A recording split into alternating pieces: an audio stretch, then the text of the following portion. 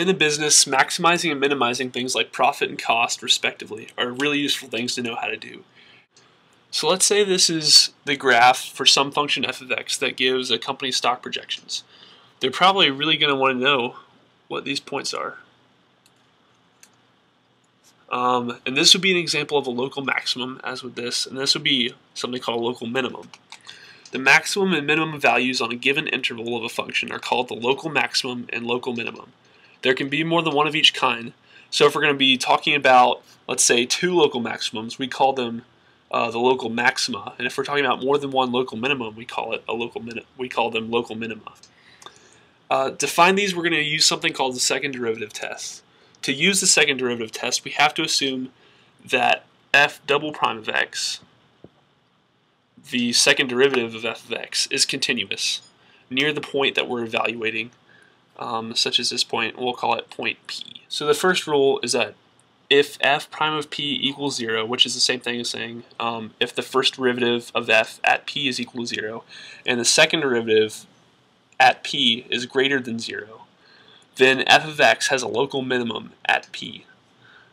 So this would be an example. See how the tangent line is horizontal? That's telling us that the first derivative is equal to 0. And notice how it's concave up. That means that the second derivative is greater than 0. It's positive because it's concave up. And we can definitely see that this is lower than the points around it. It's going to be a local minimum.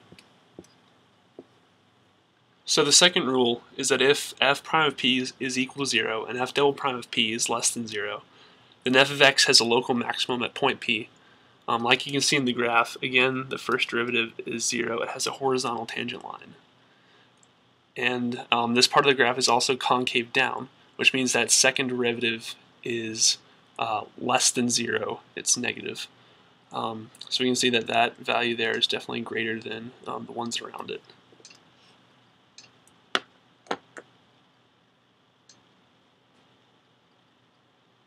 So we've got 2 more things to talk about real quickly. The first is, so these are both local maximums.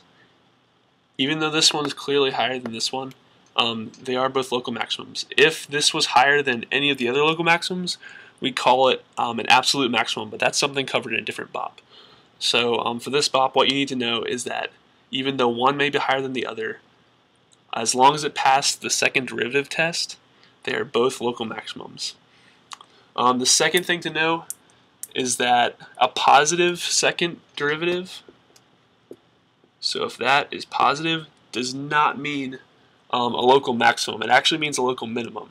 Because remember, a positive second derivative means concave up, which would be like this section here. And that's going to be a local minimum down here when you use the second derivative test. This is what you're going to get, not here, because you're talking about a concave up segment. So remember that a positive second derivative means a local minimum, not maximum.